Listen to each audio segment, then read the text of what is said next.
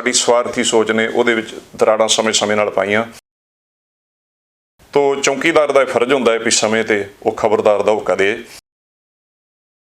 ਉਹ ਕਵੀਸ਼ਰੀ ਨੂੰ ਟੁੱਟੇ ਨਹੀਂ, ਅੱਜ ਵੀ ਨਹੀਂ ਟੁੱਟੇ, ਉਸੇ ਤਰ੍ਹਾਂ ਚੱਲ ਰਿਹਾ। ਭਾਵੇਂ ਸਾਡੇ 6 ਮਹੀਨੇ ਹੋ ਗਏ ਪ੍ਰੋਗਰਾਮ ਬੰਦ ਪਏ ਨੂੰ। ਉਹ ਤੋਂ ਉਹਨੂੰ ਕਵੀਸ਼ਰ ਮੰਨਦੇ ਆ ਜਿਹੜਾ ਹੋਲੇ ਮਹੱਲੇ ਦੇ 8-9 ਦੀਵਾਨ ਸਹੀ ਭੁਗਤਾ ਜੇ, ਕਿਉਂਕਿ ਇੱਕ ਦਿਨ ਦਾ ਮੇਲਾ ਤੇ ਕੋਈ ਵੀ ਭੁਗਤਾ ਸਕਦਾ ਹੈ। ਉਸਤਾਦੀ ਤੇ ਬੜੀ ਵੱਡੀ ਦੂਰ ਦੀ ਗੱਲ ਹੈ।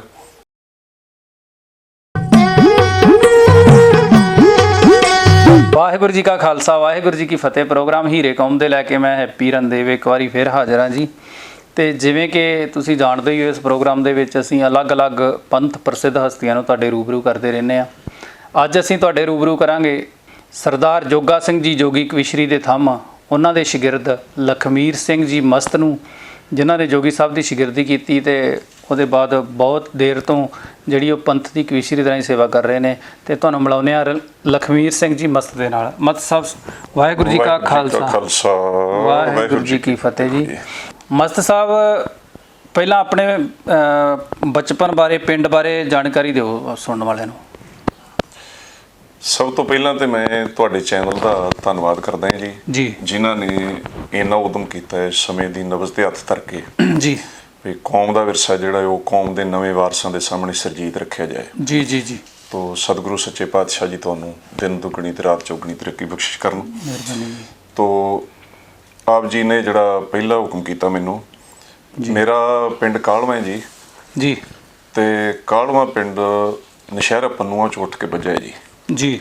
ਨਸ਼ਹਿਰਾ ਪੰਨੂਆਂ ਤਰਨਤਾਰਨ ਹਰੀਕੇ GT ਰੋਡ ਤੇ ਆ ਜੀ।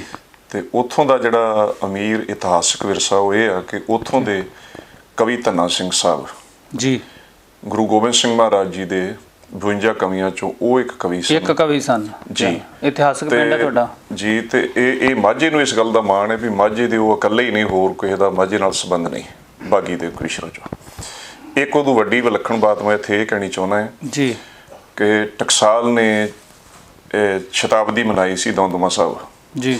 ਤੇ ਉੱਥੇ ਉਹਨਾਂ ਨੇ ਜਿਹੜੇ ਗੁਰੂ ਗੋਬਿੰਦ ਸਿੰਘ ਮਹਾਰਾਜ ਜੀ ਨੇ ਕਥਾ ਆਪ ਕੀਤੀ ਨਾ ਦਮਦਮੀ ਬੀੜ ਤਿਆਰ ਕਰਨ ਸਮੇਂ ਜੀ, ਤੇ ਉਸ ਕਥਾ ਦੀ ਬਾਬਤ ਜਿਵੇਂ ਭਾਈ ਸੰਤੋਖ ਸਿੰਘ ਸਾਹਿਬ ਜੀ ਨੇ ਗੁਰਪ੍ਰਤਾਪ ਸੂਰਜ ਵਿੱਚ ਲਿਖਿਆ ਵੀ ਕਥਾ ਸੁਣਨ ਵਾਲਿਆਂ ਚੋਂ 48 ਗੁਰੂ ਕੇ ਪਿਆਰੇ ਉਹ ਸਨ ਜਿਹੜੇ ਵਿਦੇਹ ਮੁਕਤ ਹੋ ਗਏ ਜੀ, ਕਿਉਂਕਿ ਗੁਰੂ ਦੀ ਬਾਣੀ ਦੀ ਕਥਾ ਗੁਰੂ ਸੁਣਾ ਰਿਹਾ ਜੀ ਜੀ। ਸੁਣਨ ਵਾਲੇ ਤੇ ਲੱਖਾਂ ਸਨ, 48 ਵਿਦੇਹ ਮੁਕਤ ਹੋਏ ਜੀ। ਤੇ ਇਹ ਮਾਝੇ ਵਾਲਿਆਂ ਨੂੰ ਇਸ ਗੱਲ ਦਾ ਵੀ ਮਾਣ ਹੈ ਵੀ ਉਹ ਕਵੀ ਧੰਨਾ ਸਿੰਘ ਵੀ ਉਹਨਾਂ 48 ਚੋਂ ਇੱਕ ਸੀ ਜਿਹੜੇ ਉੱਥੇ ਵਿਦੇਹ ਮੁਕਤ ਦੀ ਅਵਸਥਾ ਜਿਹਨਾਂ ਨੂੰ ਪ੍ਰਾਪਤ ਹੋਈ, ਜਿਨ੍ਹਾਂ ਵਿੱਚ ਬਾਬਾ ਮਨੀ ਸਿੰਘ ਜੀ, ਬਾਬਾ ਦੀਪ ਸਿੰਘ ਸਾਹਿਬ, ਮਾਤਾ ਭਾਗ ਕੌਰ ਜੀ, ਤੇ ਉਹਨਾਂ 'ਚ ਕਵੀ ਧੰਨਾ ਸਿੰਘ ਵੀ ਸੀ।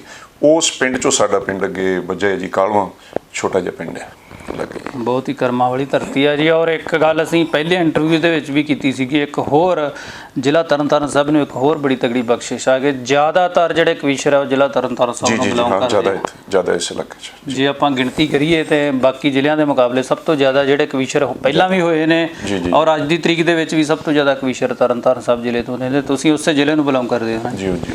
ਤੇ ਫਿਰ ਤੁਸੀਂ ਉਸ ਕਾਲਵਾ ਪਿੰਡ ਹੀ ਰਹੇ ਬਚਪਨ ਦੇ ਵਿੱਚ, ਪੜ੍ਹਾਈ ਵਗੈਰਾ ਉੱਥੇ ਕੀਤੀ ਤੁਸੀਂ? ਹਾਂਜੀ ਹਾਂਜੀ, ਪ੍ਰਾਇਮਰੀ ਸਕੂਲ ਉੱਥੇ ਹੀ, ਫਿਰ ਹਾਈ ਸਕੂਲ ਨਾ ਜੀ ਸਾਡੇ ਤੋਂ ਕੋਈ 1.5 ਮੀਲ ਤੇ ਆ ਜੀ ਚੜ੍ਹਦੇ ਪਾਸੇ ਜੀ। ਤੇ ਉਹ ਵੀ ਇੱਕ ਬੜੀ ਸਾਰੀ ਸੰਗਤ ਨੂੰ ਯਾਦ ਆਏਗੀ ਜਿਹੜਾ 550 ਸਾਲਾ ਗੁਰੂ ਨਾਨਕ ਸਾਹਿਬ ਦਾ ਮਨਾਇਆ ਗਿਆ ਨਾ ਹਾਂਜੀ, ਉਹ 2 ਥਾਵਾਂ ਤੇ ਮਨਾਇਆ ਗਿਆ ਜੀ। ਇੱਕ ਤੇ ਸ੍ਰੀ ਸੁਲਤਾਨਪੁਰ ਸਾਹਿਬ ਤੇ ਇੱਕ 4 ਦਿਨ ਪਹਿਲਾਂ ਗੁਰਦੁਆਰਾ ਡੇਰਾ ਸਾਹਿਬ ਜਿਹਦਾ ਨਾਮ ਪੱਠੇਵਿੰਡ ਹੈ, ਜਿੱਥੇ ਮਹਿਤਾ ਕਾਲੂ ਜੀ ਦਾ ਜਨਮ ਸਥਾਨ ਹੈ ਜੀ। ਉੱਥੇ ਸਾਡੇ ਇਲਾਕੇ ਦਾ ਇੱਕ ਕੇਂਦਰੀ ਹਾਈ ਸਕੂਲ ਸੀ। ਉਦੋਂ ਬਾਅਦ ਮੈਂ ਉੱਥੇ ਪੜ੍ਹਿਆ ਜੀ ਡੇਰਾ ਸਾਹਿਬ ਤੋਂ ਜੀ ਜੀ ਜੀ। ਫਿਰ ਕਵੀਸ਼ਰੀ ਦਾ ਤੁਹਾਨੂੰ ਸ਼ੌਂਕ ਕਿਵੇਂ ਪੈਦਾ ਹੋ ਗਿਆ ਜੀ? ਇਸ ਤਰ੍ਹਾਂ ਜੀ, ਮੇਰੇ ਪਿਤਾ ਜੀ ਕਿਉਂਕਿ ਉਦੋਂ ਸਮਾਂ ਕੁਝ ਇੱਦਾਂ ਦਾ ਸੀ ਜੀ ਵੀ ਪੁਰਾਣੇ ਕਿੱਸੇ ਪੂਰਨ ਦਾ ਜਾਂ ਹੋਰ ਪੜ੍ਹਦੇ ਸਨ, ਤੇ ਫਿਰ ਜੋਗੀ ਸਾਹਿਬ ਦੀਆਂ ਕਿਤਾਬਾਂ ਛਪਣੀਆਂ ਸ਼ੁਰੂ ਹੋਈਆਂ ਤੇ ਮੇਰੇ ਪਿਤਾ ਜੀ ਨੂੰ ਸ਼ੌਕ ਸੀ, ਉਹ ਜੋਗੀ ਸਾਹਿਬ ਦੀ ਕਿਤਾਬ ਉਹਨਾਂ ਲਿਆਂਦੀ ਪੜ੍ਹਦੇ ਸਨ ਜੀ। ਫਿਰ ਉਹ ਜੋਗੀ ਸਾਹਿਬ ਸਾਡੇ ਇਲਾਕੇ 'ਚ ਪ੍ਰੋਗਰਾਮ 'ਤੇ ਆਉਂਦੇ ਸੀ ਤੇ ਉਹਨਾਂ ਨਾਲ ਉਹਨਾਂ ਦੀ ਮਿਲਣੀ ਹੋਈ, ਤਾਂ ਉਹੋ ਹੀ ਕਿਤਾਬ ਪੜ੍ਹ ਕੇ ਮੇਰੇ ਮਨ 'ਤੇ ਪ੍ਰਭਾਵ ਬਣਿਆ। ਜੋਗੀ ਸਾਹਿਬ ਉਹਨਾਂ ਦੇ ਦੋਸਤ ਕਰਕੇ ਸਾਡੇ ਘਰੇ ਆਏ ਤੇ ਉੱਥੋਂ ਫਿਰ ਮੈਂ ਉਹਨਾਂ ਨੂੰ ਇਉਂ ਸਮਝ ਲਓ ਵੀ ਉੱਥੋਂ ਹੀ ਭਾਵਨਾ ਜੋਗੀ ਸਾਹਿਬ ਨੂੰ ਸੁਣ ਕੇ ਤੁਹਾਨੂੰ ਕਵੀਸ਼ਰੀ ਦਾ ਸ਼ੌਂਕ ਪਿਆ? ਜੀ ਜੀ ਜੀ, ਹਾਂਜੀ ਹਾਂਜੀ। ਉਦੋਂ ਕਿੰਨੀ ਕੁ ਉਮਰ ਸੀ ਤੁਹਾਡੀ? 58 ਵਿੱਚ ਮੇਰਾ ਜਨਮ ਹੈ ਜੀ ਜੀ। ਤੇ ਤਕਰੀਬਨ 72 ਵਿੱਚ ਮੈਂ ਜੋਗੀ ਸਾਹਿਬ ਜੀ ਦੀ ਸੇਵਾ ਵਿੱਚ ਸੰਪਰਕ ਵਿੱਚ ਆ ਗਿਆ। ਅੱਛਾ, ਜਦੋਂ ਤੁਹਾਨੂੰ ਸ਼ੌਂਕ ਪੈਦਾ ਹੋ ਗਿਆ ਉਹਦੇ ਬਾਅਦ ਫਿਰ ਤੁਸੀਂ ਜੋਗੀ ਜੀ ਨੂੰ ਬਕਾਇਦਾ ਉਸਤਾਦ ਬਣਾਇਆ? ਬਿਲਕੁਲ ਜੀ, ਬਕਾਇਦਾ ਉਸਤਾਦੀ ਸ਼ਾਗਿਰਦੀ ਕੀਤੀ ਜੀ। ਦੋਸਤੋ, ਸਾਡੇ ਨਾਲ ਨੇ ਪ੍ਰਸਿੱਧ ਕਵੀਸ਼ਰ ਲਖਮੀਰ ਸਿੰਘ ਜੀ ਮਸਤ, ਤੇ ਮਿਲਦੇ ਹਾਂ ਛੋਟੇ ਜਿਹੇ ਬ੍ਰੇਕ ਤੋਂ ਬਾਅਦ। ਬ੍ਰੇਕ ਤੋਂ ਬਾਅਦ ਤੁਹਾਡਾ ਸਵਾਗਤ ਹੈ ਜੀ ਪ੍ਰੋਗਰਾਮ ਹੀਰੇ ਕੌਮ ਦੇ ਵਿੱਚ, ਤੇ ਮੇਰੇ ਨਾਲ ਨੇ ਪ੍ਰਸਿੱਧ ਕਵੀਸ਼ਰ ਭਾਈ ਲਖਮੀਰ ਸਿੰਘ ਜੀ ਮਸਤ। ਅੱਛਾ ਮਸਤ ਸਾਹਿਬ, ਜਿਵੇਂ ਤੁਸੀਂ ਦੱਸਿਆ ਕਿ ਜੋਗੀ ਸਾਹਿਬ ਦੀ ਤੁਸੀਂ ਸਭ ਤੋਂ ਪਹਿਲਾਂ ਉਸਤਾਦੀ ਸ਼ਾਗਿਰਦੀ ਕੀਤੀ, ਫਿਰ ਉਹਨਾਂ ਦੇ ਜੱਥੇ ਦੇ ਵਿੱਚ ਕਿੰਨੇ ਕੁ ਸਾਲ ਕੰਮ ਕੀਤਾ ਉਹਨਾਂ ਦੇ ਜੱਥੇ ਨਾਲ? ਨਹੀਂ, ਮੈਂ ਜੱਥੇ ਵਿੱਚ ਰਹਿ ਕੇ ਨਹੀਂ ਕੰਮ ਕੀਤਾ ਜੀ, ਗਿਣਤੀ ਦੇ ਦੀਵਾਨ ਹੀ ਲਾਇਆ ਮੈਂ, ਪਰਮਾਨੈਂਟ ਸਾਥੀ ਤੌਰ ਤੇ ਨਹੀਂ ਰਿਹਾ। ਹਾਂਜੀ ਜੀ ਜੀ ਜੀ। ਉਹਦੇ ਬਾਅਦ ਹੋਰ ਤੁਸੀਂ ਹੋਰ ਵੀ ਕਿਸੇ ਕੋਲੋਂ ਸਿੱਖਿਆ? ਹਾਂਜੀ, ਬੇਨਤੀ ਇਦਾਂ ਹੈ ਵੀ ਜਿਨ੍ਹਾਂ ਜਿਵੇਂ ਮੈਂ ਪਹਿਲਾਂ ਜ਼ਿਕਰ ਕੀਤਾ ਵੀ ਬਾਪੂ ਕਪੂਰ ਸਿੰਘ ਜੀ, ਪੰਡਤ ਵੀਰਬਲ ਜੀ ਬਹੁਤ ਪੁਰਾਣੇ ਉਸਤਾਦ ਲੋਕ ਸਨ ਜੀ। ਪੰਡਤ ਵੀਰਬਲ ਜੀ ਉਹ ਨੇ ਜਿਹੜੇ ਜਿਨ੍ਹਾਂ ਨੇ ਮਾਝੇ ਵਿੱਚ ਕਵੀਸ਼ਰੀ ਲਿਆਂਦੀ ਆ ਜੀ, ਤੇ ਉਹਨਾਂ ਦਾ ਯੁੱਗ ਇਹੋ ਜਿਹਾ ਸੀ, ਉਹ ਕਦੀ ਉਹਨਾਂ ਦੀ ਉਹ ਸਿਧਾਂਤਕ ਗੱਲ ਨਹੀਂ ਭੁੱਲਦੀ। ਉਹਨਾਂ ਦੇ ਜਥੇ ਵਿੱਚ ਮੈਂ ਵੇਖਿਆ ਜਦੋਂ ਰਿਹਾ, ਉਹਨਾਂ ਨੇ ਇੱਕ ਪ੍ਰਸੰਗ ਸਵੇਰੇ ਜ਼ਬਾਨੀ ਸੁਣਨਾ ਬਿਨਾਂ ਕਾਗਜ਼ ਤੋਂ ਜੀ, ਤੇ ਇੱਕ ਰਾਤ ਨੂੰ ਸੁਣਨਾ। 10-10 12-12 ਛੰਦ ਹੁੰਦੇ ਸੀ, ਜਿਸ ਤਰ੍ਹਾਂ ਨਿਤਨੇਮ ਹੈ ਨਾ, ਇਸ ਤਰ੍ਹਾਂ ਉਹ ਮਤਲਬ ਆਪਣੇ ਜਥੇ ਦੇ ਮੈਂਬਰ ਨੂੰ ਕਿਸੇ ਨੂੰ ਕਾਗਜ਼ ਨਹੀਂ ਫੜਨ ਦਿੰਦੇ। ਇਦਾਂ ਦੀ ਉਹਨਾਂ ਦੀ ਕਵੀਸ਼ਰੀ ਜਿਹੜੀ ਉਹ ਪੁਖਤਾ ਸੀ ਜ਼ਬਾਨੀ ਚ। ਜੀ ਜੀ ਜੀ ਜੀ ਜੀ। ਤੁਸੀਂ ਢਾਡੀ ਰੰਗ ਦੇ ਵਿੱਚ ਵੀ ਬਕਾਇਦਾ ਸਿਖਲਾਈ ਲਈ? ਹਾਂਜੀ, ਥੋੜਾ ਸਮਾਂ ਮੈਂ ਢਾਡੀ ਜਥਾ ਬਣਾਇਆ ਵੀ ਹੈ ਜੀ। ਜੀ ਜੀ।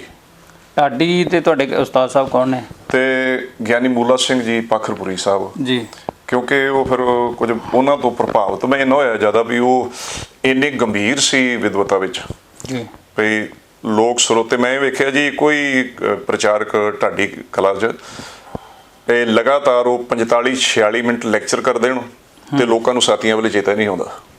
ਇਹ ਤੇ ਇਹਨਾਂ ਲੰਮਾ ਲੈਕਚਰ ਕਿਸੇ ਦਾ ਕੋਈ ਨਹੀਂ ਸੁਣਦਾ, ਮਤਲਬ ਇਹੋ ਜਿਹੀ ਉਹਨਾਂ ਦੀ ਕਲਾ ਹੈ। ਬੜੇ ਪ੍ਰਸਿੱਧ ਢਾਡੀ ਨੇ ਜੀ। ਫਿਰ ਜੋਗੀ ਸਾਹਿਬ ਦੇ ਨਾਲੋਂ ਤਿੰਨਾਂ ਆਪਣੇ ਢਾਡੀ ਮੂਲਾ ਸਿੰਘ ਜੀ ਕੋਲੋਂ ਜਾਂ ਪੰਡਤ ਜੀ ਦਾ ਤੁਸੀਂ ਜ਼ਿਕਰ ਕੀਤਾ, ਸਾਰਿਆਂ ਤੋਂ ਸਿਖਲਾਈ ਤੋਂ ਲੈਣ ਤੋਂ ਬਾਅਦ ਫਿਰ ਤੁਸੀਂ ਕਿਹੜੀ ਸੰਨ 'ਚ ਆਪਣਾ ਜਥਾ ਦੱਸ ਰਹੇ ਸੀ ਬਣਾਇਆ? ਮੈਂ 75 'ਚ ਆਪਣਾ ਜਥਾ ਬਣਾ ਲਿਆ ਜੀ। ਉਸਤਾਦੀ ਸ਼ਾਗਿਰਦੀ ਜਿਹੜੀ ਮਰਜ਼ਾਦਾ ਦੇ ਮੁਤਾਬਕ ਹੈ ਉਹ ਮੇਰੇ ਉਸਤਾਦ ਦੋ ਹੀ ਨੇ, ਕਵੀਸ਼ਰੀ ਦੇ ਬਾਪੂ ਜੋਗਾ ਸਿੰਘ ਜੋਗੀ। ਉਹਦੇ ਅਖੀਰਲੇ ਸਮੇਂ ਤੱਕ ਆਪਾਂ ਅੱਗੇ ਵੀ ਗੱਲ ਕਰਾਂਗੇ। ਜਿਵੇਂ ਇੱਕ ਨਲਾਇਕ ਜੇ ਬੱਚੇ ਨੂੰ ਸਿੱਖਿਆ ਦਿੰਦੇ ਨਾ ਵੀ ਤੂੰ ਇੱਥੇ ਪਹੁੰਚ ਗਏ, ਤੂੰ ਅੱਗੇ ਕਿਵੇਂ ਚੱਲਣਾ ਹੈ, ਅੱਗੇ ਕਿਵੇਂ ਚੱਲਣਾ ਹੈ ਜੀ। ਆ ਵੱਡੇ ਛੰਦ 94 ਕਲੀਆ ਉਹਨਾਂ ਨੇ ਸੇਧ ਦਿੱਤੀ ਮੈਨੂੰ, ਜਿਹੜਾ ਲਿਖਿਆ 100 ਕਲੀਆ ਉਹਨਾਂ ਦੇ ਤੁਰ ਜਾਣ ਤੋਂ ਬਾਅਦ ਫਿਰ ਲਿਖਿਆ ਗਿਆ ਇਹ 550 ਸਾਲੇ ਦੇ ਸੰਬੰਧ 'ਚ।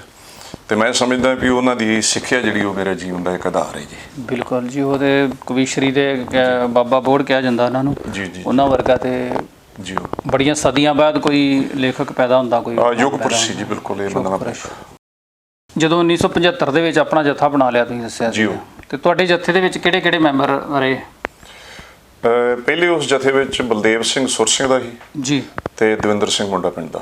ਤਕਰੀਬਨ ਉਹ 10-11 ਸਾਲ ਇਕੱਠੇ ਰਹੇ ਜੀ।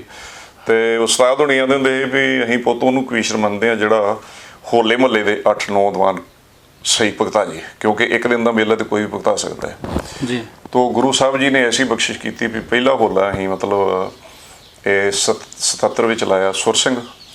ਉਦੋਂ ਬਾਅਦ ਫਿਰ ਮਾਝੇ ਦਾ ਬਹੁਤ ਵੱਡਾ ਹੋਲਾ ਨਰੰਗਾਬਾਦ ਉਹ 78 ਵਿੱਚ ਲਾਇਆ ਜੀ।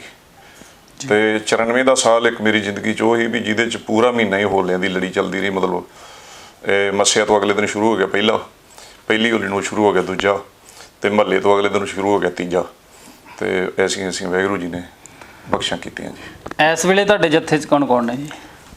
ਇਸ ਵੇਲੇ ਜੀ ਮੇਰੇ ਜੱਥੇ 'ਚ ਅੱਗੇ ਬੋਲਣ ਦੀ ਸੇਵਾ ਨਿਭਾ ਰਿਹਾ ਜਸਵੰਤ ਸਿੰਘ ਕਰਮੂ ਵਾਲਾ ਜੀ, ਜਿਹਨੂੰ ਲਾਡੀ ਕਰਕੇ ਜਾਣਿਆ ਜਾਂਦਾ ਹੈ ਜੀ।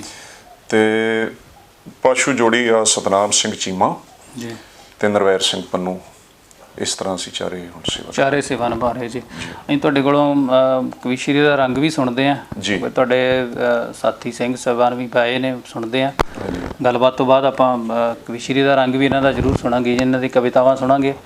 ਅੱਛਾ, ਲਿਖਣ ਵੱਲ ਫਿਰ ਤੁਹਾਡਾ ਕਦੋਂ ਕੁ ਵਿਚਾਰ ਬਣਿਆ ਤੁਹਾਡਾ ਲਿਖਣ ਬਾਰੇ?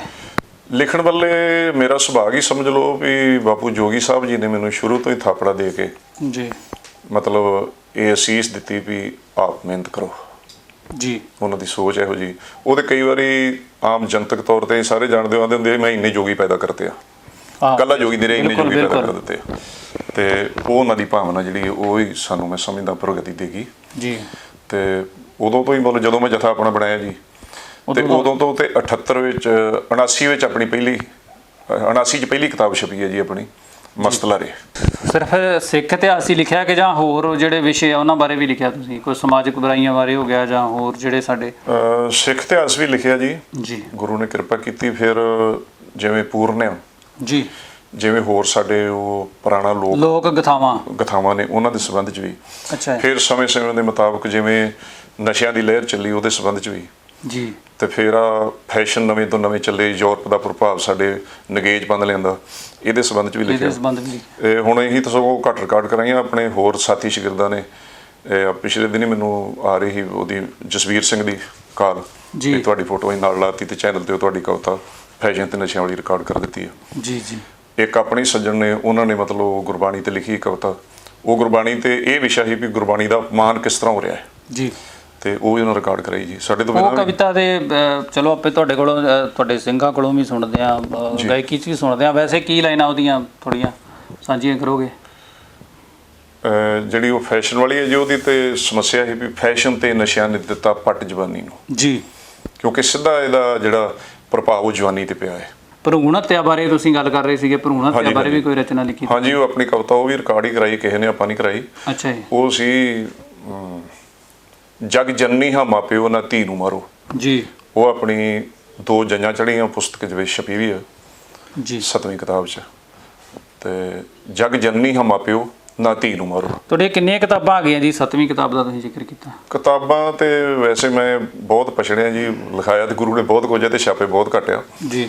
ਕਿਤਾਬਾਂ ਉਹ 7 ਹੀ ਆਈਆਂ ਤੇ ਹੁਣ ਆਪਣੀ ਛਪ ਰਹੀ ਆ ਸਰਵਉੱਚ ਸ਼੍ਰੀ ਅਕਾਲ ਤਖਤ ਸਾਹਿਬ। ਅੱਛਾ ਜੀ, 8ਵੀਂ ਕਿਤਾਬ ਆ ਰਹੀ ਹਾਂਜੀ, 8ਵੀਂ ਛਪ ਰਹੀ ਹੈ ਜੀ। ਤੇ ਤੁਹਾਡੇ ਮਸਤ ਸਾਹਿਬ ਇਸ ਲਾਈਨ ਦੇ ਵਿੱਚ ਸ਼ਾਗਿਰਦ ਵੀ ਨੇ, ਕਿੰਨੇ ਕੁ ਸ਼ਾਗਿਰਦ ਹੁਣ ਤੱਕ ਬਣੇ ਤੁਹਾਡੇ?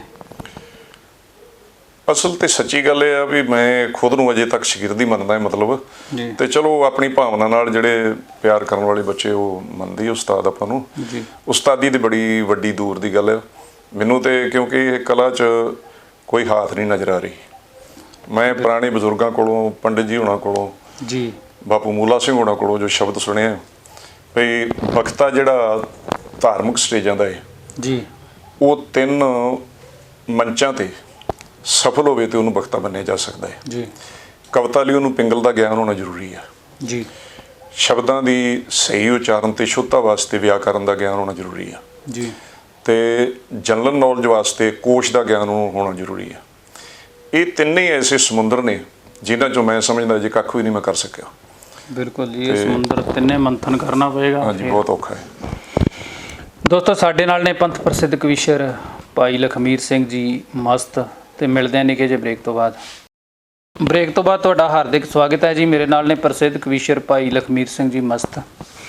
ਅੱਛਾ ਮਸਤ ਸਾਹਿਬ, ਆਪਣੇ ਪਰਿਵਾਰ ਬਾਰੇ ਜਾਣਕਾਰੀ ਦਿਓ ਜੀ। ਪਰਿਵਾਰ 'ਚ ਤੁਹਾਡੇ ਕੌਣ ਕੌਣ ਨੇ ਤੇ ਅੱਜ ਕੱਲ੍ਹ ਕਿੱਥੇ ਰਹਿ ਰਹੇ ਹੋ ਤੁਸੀਂ? ਮੈਂ ਜੀ ਉੱਥੇ ਗਰੀਬਖਾਨੇ 'ਚ ਜਿੱਥੇ ਜਨਮ ਹੋਇਆ, ਕਾਲਵਾ ਖੇਤਾਂ 'ਚ ਆਪਣੀ ਬਹਿ ਕੇ ਜੀ। ਅੱਛਾ ਜੀ। ਤੇ ਛੋਟਾ ਜਿਹਾ ਰੁਜ਼ਗਾਰ ਐਗਰੀਕਲਚਰ ਦਾ ਹੈ, ਖੇਤੀਬਾੜੀ ਕਰ ਰਹੇ ਹੋ? ਹਾਂਜੀ ਹਾਂਜੀ। ਤੇ 2 ਮੇਰੇ ਭਰਾ ਨੇ। ਅੱਛਾ। ਮੇਰੇ ਤੋਂ ਛੋਟਾ ਜਿਹੜਾ ਉਹ ਵੱਖਰਾ ਹੈ ਤੇ ਨਰਵੈਰ ਸਿੰਘ ਪੰਨੂ ਮੇਰਾ ਸਾਥੀ ਜਿਹੜਾ ਉਹ ਮੇਰਾ ਭਰਾ ਹੈ। ਅੱਛਾ ਅੱਛਾ ਅੱਛਾ। ਹਾਂਜੀ ਹਾਂਜੀ। ਤੇ ਪਿੰਡ 'ਚ ਹੀ ਰਹਿ ਰਹੇ ਹੋ ਤੁਸੀਂ? ਜੀ ਜੀ। ਤੇ ਤੁਸੀਂ ਬਾਹਰ-ਬੂਰ ਦੇ ਵੀ ਟੂਰ ਲਾਏ ਕੋਈ ਕਿ ਨਹੀਂ ਇਹ ਤਾਂ? ਹਾਂਜੀ, ਵਾਹਿਗੁਰੂ ਜੀ ਨੇ ਬਖਸ਼ ਕੀਤੀ ਜੀ। ਪਹਿਲੀ ਵਾਰੀ ਆਪਾਂ 99 ਵਿੱਚ ਗਏ ਸੀ ਜੀ।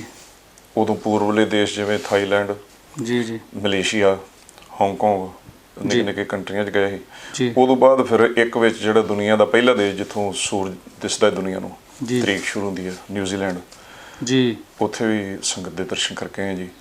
ਉਸ ਤੋਂ ਬਾਅਦ ਫਿਰ ਇੰਗਲੈਂਡ ਦੇ ਤੇ ਬਹੁਤ ਟੂਰ ਰਹੇ, ਉੱਥੇ ਲਗਾਤਾਰ ਵੀ ਰਹੇ ਕਾਫੀ। ਯੂਰਪ ਦੇ ਕਾਫੀ ਟੂਰ ਲਏ ਜੀ। ਤੇ ਹੁਣ ਲਾਸਟ ਵਾਲਾ ਜਿਹੜਾ ਉਹ ਪਿਛਲੇ ਸਾਲ ਇਹਨਾਂ ਦਿਨਾਂ 'ਚ ਅਸੀਂ ਆਸਟ੍ਰੇਲੀਆ ਸੀ। ਠੀਕ ਹੈ ਜੀ। ਇਸ ਤਰ੍ਹਾਂ ਮਹਾਰਾਜ ਦੀ ਪੂਰੀ ਕਿਰਪਾ ਜੀ ਤੁਹਾਡੇ ਜੱਥੇ ਤੇ। ਲਿਖਣ ਬਾਰੇ ਜਿਵੇਂ ਤੁਸੀਂ ਦੱਸਿਆ ਵੱਖ-ਵੱਖ ਵਿਸ਼ਿਆਂ ਤੇ ਤੁਸੀਂ ਲਿਖਿਆ ਜੀ। ਤੇ ਕਰੋਨਾ ਦੇ ਬਾਰੇ ਤੁਸੀਂ ਕਿਸੇ ਕਵਿਤਾ ਦਾ ਜ਼ਿਕਰ ਕਰ ਰਹੇ ਸੀਗੇ? ਹਾਂਜੀ, ਉਹ ਸਤਿਗੁਰੂ ਜੀ ਨੇ ਕਿਰਪਾ ਕੀਤੀ ਜੀ, ਕਿਉਂਕਿ ਪੁਰਾਣੇ ਬਜ਼ੁਰਗ ਕਹਿੰਦੇ ਆ ਵੀ 101 ਸਾਲ ਬਾਅਦ ਜੀ ਉਹ ਵੈਸੇ ਕਰੋਨਾ ਵਰਗਾ ਕਹਿਰ ਨਹੀਂ ਸੀ ਜਿਹੜਾ ਪਹਿਲਾਂ ਮਨੁੱਖਤਾ ਤੇ ਹੋਇਆ ਜੀ। ਤੇ ਹੁਣ ਤਾਂ ਪੂਰੀ ਵਿਸ਼ਵ ਨੂੰ ਹੀ ਇਹਨੇ ਲੈ ਲਿਆ ਲਪੇਟ 'ਚ ਜੀ। ਇਹਦੇ ਬਾਰੇ ਤੇ ਬਹੁਤ ਕੁਝ ਲਿਖਿਆ ਜਾ ਸਕਦਾ ਹੈ, ਪਰ ਇੱਕ ਨਿੱਕੀ ਜਿਹੀ ਕਵਿਤਾ ਗੁਰੂ ਨੇ ਲਿਖਵਾਈ ਜੀ ਤੇ ਉਹ ਇਸ ਮੰਚ ਨੂੰ ਸਮਰਪਿਤ ਭਈ ਅਮਰੀਕਾ ਦੇ ਰਾਸ਼ਟਰਪਤੀ ਤੱਕ ਜੀ ਸਾਡੇ ਸਿੱਖ ਏਡ ਤੇ ਬਾਕੀ ਜਿੰਨੀਆਂ ਸੰਸਥਾਵਾਂ ਦੀ ਸੇਵਾ ਨੂੰ ਵੇਖ ਕੇ ਜੀ ਭਈ ਇਸ ਕਰੋਨਾ ਦੀ ਤਰਾਸਦੀ ਵਿੱਚ ਸਿੱਖਾਂ ਸਰਦਾਰਾਂ ਨੇ ਜੋ ਸੇਵਾ ਕੀਤੀ ਮਨੁੱਖਤਾ ਦੀ, ਉਹਦਾ ਕੋਈ ਬਦਲ ਨਹੀਂ। ਇਸ ਵਿਸ਼ੇ ਤੇ ਕਵਿਤਾ ਲਿਖੀ ਹੈ ਜੀ, ਕਿਉਂਕਿ ਜ਼ਿੰਦਗੀ ਤੇ ਪਤਾ ਨਹੀਂ ਕਦੋਂ ਲੰਘ ਜਾਣੀ ਹੈ, ਇਹ ਵੀ ਰੁਕ ਜਾਣੀ ਹੈ, ਕਰੋਨਾ ਵੀ ਰੁਕ ਜਾਣਾ ਹੈ, ਪਰ ਇਹ ਇੱਕ ਸਦੀਆਂ ਤੱਕ ਇਤਿਹਾਸ ਜਿੰਦਾ ਰਹਿਣਾ, ਇਤਿਹਾਸ ਬਣ ਕੇ ਰਹਿਣਾ। ਇਹ ਕਵਿਤਾ ਹੀ ਤੁਹਾਡੇ ਸਾਥੀਆਂ ਕੋਲੋਂ ਸੁਣਦੇ ਹਾਂਜੀ ਹਾਂਜੀ, ਤੇ ਇਹ ਕਵਿਤਾ ਸਾਥੀ ਤੁਹਾਡੀ ਸੇਵਾ ਵਿੱਚ ਇਉਂ ਪੇਸ਼ ਕਰਦੇ ਜੀ। ਰੱਬ ਦੀ ਇਸ ਰੰਗਲੀ ਦੁਨੀਆ ਤੇ ਕੋਵਿਡ-19 ਦਾ ਕਹਿਰ ਹੋਇਆ, ਸ਼ੁਰੂ ਚੀਨ ਤੋਂ ਜੱਗ ਵਿੱਚ ਫੈਲ ਗਿਆ, ਖਤਰੇ ਵਿੱਚ ਹਰ ਪਿੰਡ ਸ਼ਹਿਰ ਹੋਇਆ। ਉਹ ਕਮਾਈ ਸਭ ਸਹਿੰਗੇ ਤਾਂ ਪਿੰਡ ਵਿੱਚ ਆ ਸਰਦਾਰ ਗਿਆ, ਕਰੋਨਾ ਵਿੱਚ ਸੇਵਾ ਸਿਮਰਨ ਲਈ ਸਿੱਖਾਂ ਨੂੰ ਜੁਗ ਸੰਸਾਰ ਗਿਆ। ਤਾਰਕ ਸਤਿਗੁਰ ਨਾਨਕ ਜੀ ਸੀ ਜਗਤ ਜਲੰਦਾ ਠਾਰ ਗਏ, ਫਿਰ ਪੰਜਵੇਂ ਰੂਪ ਲਾਹੌਰ ਜਾਏ, ਮਹਾਮਾਰੀ ਕਸ਼ਟ ਨਵਾਰ ਗਏ। ਦਿੱਲੀ ਰੋਗੀਆਂ ਲਈ ਸੇਵਾ ਕਰਦਾ ਨਵਾਰ ਗਿਆ, ਕਰੋਨਾ ਵਿੱਚ ਸੇਵਾ ਸਿਮਰਨ ਲਈ ਸਿੱਖਾਂ ਨੂੰ ਜੁਗ ਸੰਸਾਰ ਗਿਆ।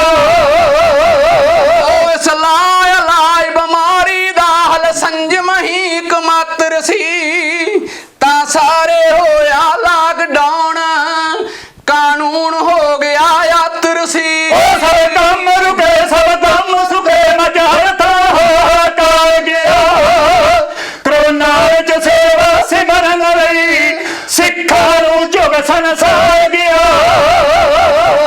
ਸੁਨਸਾਨ ਹੋਈ ਸਭ ਘਰ ਬੈਠੇ, ਦਰ ਰੱਬ ਦੇ ਵੀ ਸਭ ਬੰਦ ਹੋਏ, ਇੱਕ ਸੱਚਖੰਡ ਆਸ ਮਨੁੱਖਤਾ ਲਈ ਨਾਨਕਵਾਦੀ ਬਾਲੰਦ ਹੋਏ। ਮਾਨਵ ਸੇਵਾ ਲਈ ਡਰਿਆ ਜੋ ਗੁਰ ਕਾ ਸਿੱਖ ਹੋਏ ਛਿਆਰ ਗਿਆ, ਕਰੋਨਾ ਵਿੱਚ ਸੇਵਾ ਸਿਮਰਨ ਲਈ ਸਿੱਖਾਂ ਨੂੰ ਜੁਗ ਸੰਸਾਰ ਗਿਆ। ਆ ਜੋ ਚੱਲਿਆ ਵੀਰ ਪਈਆਂ ਤੋਂ, ਜੋ ਚੱਲਿਆ ਵੀਰ ਪਈਆਂ ਤੋਂ, ਲੰਗਰ ਦਾ ਐਸਾ ਕੋਟਾ ਏ, ਅੱਜ ਤੱਕ ਪਹਿਚਾਣ ਹੈ ਸਿੱਖੀ ਦੀ, ਆ ਟੁੱਟ ਚੱਲੇ ਨਾ ਟੋਟਾ ਏ। ਹਰ ਕੋਈ ਸੇਵਾ ਤੱਕ ਹੋ ਟਰੰਪ ਤੱਕ ਬਣਾ ਗਿਆ, ਕਰੋਨਾ ਵਿੱਚ ਸੇਵਾ ਸਿਮਰਨ ਲਈ ਸਿੱਖਾਂ ਨੂੰ ਜੁਗ ਸੰਸਾਰ ਗਿਆ। ਅਸਲੀ ਸੱਚ ਪੂਜਕ ਲੋਕਾਂ ਦੀ ਸੇਵਾ ਚੋਂ ਖਲਕਤ ਪਾਉਂਦੇ ਨੇ, ਕੁਝ ਹਉਮੈ ਸੋਚ ਘੱਟ ਸੇਵਾ ਤੇ ਵੱਧ ਫਿਲਮੀ ਸ਼ੋਹਰਤ ਚਾਹੁੰਦੇ ਨੇ। ਭਾਈ ਕਨਈਆ ਦੇ ਪਗ ਜਿਨ੍ਹਾਂ ਨੂੰ ਦਿਲ ਧਾਰ ਗਿਆ, ਕਰੋਨਾ ਵਿੱਚ ਸੇਵਾ ਸਿਮਰਨ ਲਈ ਸਿੱਖਾਂ ਨੂੰ ਜੁਗ ਸੰਸਾਰ ਗਿਆ। ਚੰਦ ਤੱਕ ਪਹੁੰਚੇ ਵਿਗਿਆਨੀ ਨੂੰ, ਚੰਦ ਤੱਕ ਪਹੁੰਚੇ ਵਿਗਿਆਨੀ ਨੂੰ ਸੀ ਮੂਲ ਆਪਣਾ ਭੁੱਲ ਗਿਆ, ਅੱਜ ਹੱਥ ਖੜੇ ਰੱਬ ਦਿਸਣ ਲੱਗਾ, ਕਿਉਂਕਿ ਦੀਵਾ ਹੋ ਗੁੱਲ ਗਿਆ। ਸਾਧਕ ਸਾਇੰਸ ਵੇਦ ਸੇ ਨਾਸਤਕ ਦਾ ਟੁੱਟਣ ਕਰ ਗਿਆ, ਕਰੋਨਾ ਵਿੱਚ ਸੇਵਾ ਸਿਮਰਨ ਲਈ ਸਿੱਖਾਂ ਨੂੰ ਜੁਗ ਸੰਸਾਰ ਗਿਆ। ਭੁੱਲ ਕਰਤਾ ਕੀਤੀ ਛੇੜਛਾੜ ਕੁਦਰਤ ਨਾਲ ਚੰਚਲ ਅਕਲਾਂ ਨੇ, ਇਨਸਾਨ ਸ਼ੈਤਾਨੀ ਬਿਰਤੀ ਸੀ ਤਾਂ ਦਿਸਣ ਡਰਾਉਣੀਆਂ ਸ਼ਕਲਾਂ ਨੇ। ਜੇ ਆਪੇ ਤੋਂ ਡਰਤਾ ਲੱਗੇ ਖਾ ਭੱਖਿਆ ਭੱਖਿਆ ਹਾਰ ਗਿਆ, ਕਰੋਨਾ ਵਿੱਚ ਸੇਵਾ ਸਿਮਰਨ ਲਈ ਸਿੱਖਾਂ ਨੂੰ ਜੁਗ ਸੰਸਾਰ ਗਿਆ। ਕੋਵਿਡ ਆਇਆ ਮੁੱਕ ਜਾਏਗਾ, ਕੋਵਿਡ ਆਇਆ ਮੁੱਕ ਜਾਏਗਾ, ਸੁਚੇਤ ਹੋਵੋ ਹੁਣ ਡਰੀਏ ਨਾ, ਨਿਰਭਉ ਜਪੋ ਸਭ ਭਉ ਮਿਟੂ, ਹਰਾਓ ਕਰੋਨਾ ਹਰੀਏ ਨਾ। ਨਿਸ਼ਚੈ ਕਰ ਸੱਚ ਦੀ ਜਿੱਤ ਹੋਵੇ, ਜੋ ਹਾਰ ਮੰਨੇ ਸੋ ਹਾਰ ਗਿਆ, ਕਰੋਨਾ ਵਿੱਚ ਸੇਵਾ ਸਿਮਰਨ ਲਈ ਸਿੱਖਾਂ ਨੂੰ ਜੁਗ ਸੰਸਾਰ ਗਿਆ। SGPC ਦਿੱਲੀ ਕਮੇਟੀ ਸਿਖੇੜ ਹੋਰ ਕਈ ਪਿਆਰੇ ਜੀ, ਕਾਰ ਸੇਵਾ ਨਿਹੰਗ ਸਿੰਘ ਤੇ ਡਾਕਟਰ ਪੁਲਿਸ ਮਜ਼ਦੂਰਾਂ ਤੋਂ ਵਾਰੇ ਜੀ। ਤਨ ਮਨ ਤਨ ਮਸਤਾ ਸਫਲ ਹੋ ਜੋ ਸੇਵਾ ਨਾਲ ਸ਼ਿੰਗਾਰ ਗਿਆ, ਕਰੋਨਾ ਵਿੱਚ ਸੇਵਾ ਸਿਮਰਨ ਲਈ ਸਿੱਖਾਂ ਨੂੰ ਜੁਗ ਸੰਸਾਰ ਗਿਆ। ਅੱਛਾ ਮਸਤ ਸਾਹਿਬ, ਇੱਕ ਕਵੀਸ਼ਰੀ ਦੇ ਵਿੱਚ ਇੱਕ ਬਾਬੂ ਰਜਵਲ ਜੀ ਨੇ ਇੱਕ ਵਿਲੱਖਣ ਕੰਮ ਕੀਤਾ ਸੀ 72 ਕਲੀਆ ਛੰਦ ਲਿਖ ਕੇ। ਜੀ ਜੀ। ਉਹਦੇ ਬਾਅਦ ਗਿਆਨੀ ਗੁਰਮੁਖ ਸਿੰਘ ਜੀ ਐਮਏ, ਉਹਨਾਂ ਨੇ 94 ਕਲੀਆ ਲਿਖਿਆ, ਔਰ ਤੁਸੀਂ ਵੀ 94 ਕਲੀਆ ਛੰਦ ਲਿਖਿਆ, ਔਰ ਉਹਦੇ ਬਾਅਦ 100 ਕਲੀਆ ਵੀ ਲਿਖਿਆ ਤੁਸੀਂ, ਮੇਰੇ ਸੁਣਨ 'ਚ ਜਿੰਨੀ ਕੁ ਮੇਰੀ ਜਾਣਕਾਰੀ ਹੈ। ਜੀ। ਇਹ 100 ਕਲੀਆ ਛੰਦ ਬਾਰੇ ਜਾਣਕਾਰੀ ਪਾਓ ਤੁਹਾਡੇ। ਬੇਨਤੀ ਇੱਦਾਂ ਜੀ, ਸਮੇਂ ਨਾਲ ਫਿਰ ਜਿਵੇਂ ਵਿਕਾਸ ਦੀ ਗਤੀ ਚੱਲਦੀ ਜਾ ਰਹੀ ਆ, ਜਿਵੇਂ ਤੁਸੀਂ ਕਹਿ ਰਹੇ ਸੀ ਵੀ 94 ਕਲੀਆ ਤੋਂ ਵੱਧ ਕੇ ਤੇ ਫਿਰ ਉਹ 100 ਕਲੀਆ ਛੰਦ ਜਿਹੜਾ ਜੀ, ਉਹ ਮੇਰੇ ਦਿਮਾਗ 'ਚ ਸੰਕਲਪ ਆਇਆ। ਜਿਵੇਂ ਮੈਂ ਅੱਗੇ ਅਰਜ਼ ਕੀਤੀ ਵੀ ਪਿਛਲੇ ਸਾਲ ਅਸੀਂ ਇਹਨਾਂ ਦਿਨਾਂ 'ਚ ਉੱਥੇ ਸੀ ਆਸਟ੍ਰੇਲੀਆ, ਤੇ ਉਦੋਂ ਇਹ ਗੁਰਪੁਰਬ ਦੀਆਂ ਤਿਆਰੀਆਂ ਹੋ ਰਹੀਆਂ ਸੀ ਨਵੰਬਰ ਵਾਸਤੇ 550 ਸਾਲਾਂ ਲਈ ਜੀ। ਤੇ ਕਰਾਉਣ ਵਾਲਾ ਤੇ ਸਤਿਗੁਰੂ ਹੀ ਆ, ਉਹ ਭਾਈ ਨੰਦ ਲਾਲ ਜੀ ਨੇ ਸੱਚ ਹੀ ਕਿਹਾ ਸਾਨੂੰ, ਐਵੇਂ ਹੋਮੇ ਆ ਜਾਂਦੀ ਆ ਲਾਲ ਸੱਗ ਗੁਲਾਮ ਗੁਰੂ ਗੋਬਿੰਦ ਸਿੰਘ ਜੀ। ਸੱਚੀ ਗੱਲ ਇਹ ਆ ਵੀ ਜਿੰਨੇ ਅਸੀਂ ਗੁਰੂ ਘਰ ਦੇ ਪ੍ਰਚਾਰਕ ਕਵੀਸ਼ਰ ਆ, ਅਸੀਂ ਗੁਰੂ ਨਾਨਕ ਦੇ ਘਰ ਦੇ ਕੁੱਤੇ ਆ ਬਿਲਕੁਲ, ਜੇ ਸਹੀ ਰੂਪ ਵਿੱਚ ਮੰਨੀਏ ਤੇ ਉਹ ਸਾਡੀ ਹੋਮੇ ਆ ਜਾਂਦੀ ਵੀ ਮੈਂ ਆਹ ਕੁਝ ਕਰ ਲਿਆ ਉਹ ਕੁਝ ਕਰ ਲਿਆ, ਅਸਲੀਅਤ ਇਹ ਚੀਜ਼ ਜੀ। ਤਾਂ ਉੱਥੇ ਮੇਰੇ ਮਨ ਵਿੱਚ ਗੁਰੂ ਜੀ ਨੇ ਬਖਸ਼ਿਸ਼ ਕੀਤੀ ਵੀ ਸਾਰੀ ਦੁਨੀਆ ਸੰਪੂਰਨ ਰੱਬ ਜੇ ਮੰਨਦੀ ਤੇ ਗੁਰੂ ਨਾਨਕ ਨੂੰ ਮੰਨਦੀ ਆ, ਤੇ ਜੋ ਕੁਝ ਗੁਰੂ ਨਾਨਕ ਮਨੁੱਖਤਾ ਲਈ ਕਰਕੇ ਗਏ ਵਿਸ਼ਵ ਪੱਧਰ ਤੇ, ਉਹ ਇਸ ਤੋਂ ਪਹਿਲਾਂ ਕਿਸੇ ਨੇ ਨਹੀਂ ਕੀਤਾ। ਸਹੀ ਹੈ। ਯਾਨੀ 100% ਨੂੰ ਅਸੀਂ ਸੰਪੂਰਨ ਮੰਨਦੇ, ਇਸ ਤੋਂ ਅੱਗੇ ਤੇ ਕੋਈ ਪੈਮਾਨਾ ਹੀ ਨਹੀਂ ਮਾਪਣ ਦਾ ਜੀ। ਉੱਥੇ ਮੇਰੇ ਮਨ 'ਚ ਆਇਆ ਵੀ ਆਪਾਂ ਜਿੱਥੇ 94 ਕਲੀਆ ਛੰਦ ਲਿਖਿਆ ਹੈ, ਬਾਬਾ ਜੀ ਦੀ ਸ਼ਤਾਬਦੀ ਜ਼ਿੰਦਗੀ 'ਚ ਆਈ ਮੁੜ ਕੇ ਤੇ ਆਉਣੀ ਨਹੀਂ, ਜਿਹੜੀ ਇਹ ਤੋਂ ਪਹਿਲਾਂ 500 ਸਾਲ ਆਈ, ਉਦੋਂ ਮੈਂ ਹਾਈ ਸਕੂਲੇ ਪੜ੍ਹਦਾ ਸੀ, ਉਦੋਂ ਮੁझे ਪਤਾ ਵੀ ਨਹੀਂ ਹੈਗਾ ਇਹ ਗੱਲ ਦਾ, ਤੇ ਹੁਣ ਚਲੋ ਗੁਰੂ ਨੇ ਸੇਵਾ ਲਈ ਤੇ ਉੱਥੇ ਫਿਰ ਸੰਕਲਪ ਬਣਿਆ ਜੀ। ਤੇ 100 ਕਲੀਆ ਛੰਦ, 100 ਕਲੀਆ ਦਾ ਮਤਲਬ ਆ ਜੀ ਗਿਣਤੀ ਹੁੰਦੀ ਅੱਖਰਾਂ ਦੀ ਜੀ, ਮਤਲਬ 50 + 50, ਇਹਦੇ 100 ਅੱਖਰ ਨੇ, ਦੂਜੇ ਦੇ 94 ਅੱਖਰ ਸੀ, ਇਹਦੇ 6 ਅੱਖਰ ਵੱਧ ਕੇ ਤੇ 100 ਇੱਕ ਬੰਦ ਦੇ ਵਿੱਚ 100 ਅੱਖਰ, ਇੱਕ ਬੰਦ ਦੇ ਵਿੱਚ 100 ਅੱਖਰ ਹੈ ਜੀ। ਇਹ ਵੀ ਛੰਦ ਅਸੀਂ ਇਹਨਾਂ ਦੇ ਸਾਥੀਆਂ ਕੋਲੋਂ ਸੁਣਦੇ ਹਾਂ ਜੀ। ਤੋ ਸਤਿਗੁਰੂ ਨਾਨਕ ਸਾਹਿਬ ਜੀ ਨੇ ਇੱਕ ਇਹ ਵੀ ਬਖਸ਼ਿਸ਼ ਕੀਤੀ ਜੀ, ਮਨ ਵਿੱਚ ਭਾਵਨਾ ਬਣੀ ਵੀ ਜਿੱਥੇ ਗੁਰੂ ਸੰਪੂਰਨ 100% ਹੈ, ਉੱਥੇ ਉਹਨਾਂ ਦਾ ਮਨਾਇਆ ਜਾ ਰਿਹਾ ਹੈ 550 ਸਾਲਾ। ਕਵੀਸ਼ਰੀ ਦਾ ਇੱਕ ਸਿਧਾਂਤ ਹੈ ਜੀ ਕਿ ਆਗੂ ਤੇ ਪਾਛੂ ਦੋ ਭਾਗਾਂ ਵਿੱਚ ਬੋਲੀ ਜਾਂਦੀ ਹੈ ਜੀ, ਜਾਂ 3 ਟੇਕਾਂ ਪੂਰੀਆਂ ਹੋਣਗੀਆਂ ਜਾਂ 8 ਪੂਰੀਆਂ ਹੋਣਗੀਆਂ, ਪਰ ਇਹਦੇ 'ਚ 5.5 ਟੇਕਾਂ ਕੀਤੀਆਂ ਗਈਆਂ ਇਸ ਲਈ ਵੀ 550 ਨੂੰ ਸਮਰਪਿਤ ਹੋਵੇ ਤੇ 100 ਕਲੀਆ ਇਹ ਛੰਦ ਆ। ਤੇ ਇਹ ਲਿਖਿਆ ਵੀ ਉਸ ਗੁਰੂ ਘਰ 'ਚ ਗੁਰੂ ਸਾਹਿਬ ਨੇ ਲਿਖਵਾਇਆ ਜੀ, ਜਿਸ ਗੁਰੂ ਘਰ ਵਿੱਚ ਸਹਿਜ ਪਾਠ ਸ਼ੁਰੂ ਕੀਤੇ ਗਏ ਜਿਨ੍ਹਾਂ ਦੇ ਭੋਗ ਵਿਕਟੋਰੀਆ ਪਾਰਲੀਮੈਂਟ ਵਿੱਚ ਪਏ ਨੇ, ਆਸਟ੍ਰੇਲੀਆ ਦੇ ਵਿੱਚ, ਆਸਟ੍ਰੇਲੀਆ ਵਿੱਚ। ਤੇ ਉਹ ਗੁਰੂ ਘਰ ਵੀ ਆਪਣੇ ਮਾਝੇ ਨਾਲ ਸੰਬੰਧਿਤ ਹੈ, ਸੁਰ ਸਿੰਘ ਵਾਲੇ ਬਾਬਾ ਜੀ ਦਾ ਹੈ, ਛਾਉਣੀ ਦਲ ਬਾਬਾ ਬਿਧੀ ਚੰਦ ਸਾਹਿਬ। ਉੱਥੇ ਅਸੀਂ ਬੈਠੇ ਹਾਂ ਜਦੋਂ ਗੁਰੂ ਨੇ ਕਵਿਤਾ ਲਿਖਵਾਈ ਜੀ, ਤੇ ਉੱਥੇ ਸ਼ੁਰੂ ਕੀਤੇ ਸਹਿਜ ਪਾਠ, ਜਿਹਦੇ ਵਿੱਚ ਅਸੀਂ ਵੀ ਨਾਲ ਸੀ ਉਦੋਂ, ਉਹ ਸਾਰੀ ਫਿਲਮ ਦੇ ਵਿੱਚ ਅਸੀਂ, ਤੇ ਫਿਰ ਉਹਦੇ ਭੋਗ ਪਾਰਲੀਮੈਂਟ ਵਿੱਚ ਪਾਏ ਗਏ ਜੀ। ਤੋ ਇਹ ਸਭ ਕੁਝ ਮੇਰੇ ਸਾਥੀ ਤੁਹਾਡੀ ਸੇਵਾ ਵਿੱਚ ਅਰਜ਼ ਕਰਦੇ ਆ। ਨਿਰੰਕਾਰ ਆਕਾਰ ਬਣਾ ਇਹ ਜਗਤ ਤਮਾਸੇ, ਟੀਮਾਂ ਦੋ ਪਾਸੇ ਪੁੰਨ ਤੇ ਪਾਪ ਰਚੇ ਸਭ ਆਪ, ਖੁਦ ਹੀ ਵਰਤੇ ਵੇਖਦਾ ਬੈਠਾ ਏ ਵੱਖ ਅਕੇਲਾ। ਜਦ ਪਾਪ ਦਾ ਬਲ ਵੱਧ ਜਾਏ ਕਰਨ ਲਈ ਭਲਾ ਭੇਜ ਕੇ ਕਲਾ, ਪਾਪੀ ਨੂੰ ਮਾਰ ਤੇ ਧਰਮ ਉਭਾਰ, ਬਣਾ ਕੇ ਬੈਲਸ ਖੇਲ ਚਲਾਵੇ ਹੈ ਜਗ ਮੇਲਾ। ਉਹ ਕਲਯੁਗ ਵਿੱਚ ਅਨੰਤ ਕਲਾ ਐਸੇ ਗੁਰ ਭਾਰੀ ਜੋਤ ਨਿਰੰਕਾਰੀ, ਜਗ ਬਿਠਾਏ ਨੂਰ ਲੈ ਆਏ, ਇੱਕਦਮ ਪੈ ਗਏ ਫਿੱਕੇ ਦੋਏ ਸੂਰਜ ਚੰਦ ਜੀ। ਤਨ ਤਨੇ ਮਾਂ ਪਿਓ ਸਮਝ ਕੋ ਧਨ ਲਗੇ ਜਲ ਚਾਨਾ, ਖਾਨ ਸਹਾਇ ਜਿੱਥੇ ਗੁਰ ਆਏ, ਧਨ ਨਨਕਾਰਾ ਧਨ ਗੁਰ ਨਾਨਕ ਧਨ ਜੀ। ਪ੍ਰਗਟ ਹੋਏ ਸੀ ਹੋਇਆ ਪ੍ਰਕਾਸ਼, ਹਨੇਰਾ ਨਾਸਿਆ ਸਿਰ ਛਨਾਏ, ਕੁਦਰਤ ਗਾਏ ਫੁੱਲ ਬਰਸਾਉਂਦੇ ਦੇਵਤੇ ਆਉਂਦੇ ਦੇਣ ਵਧਾਈ।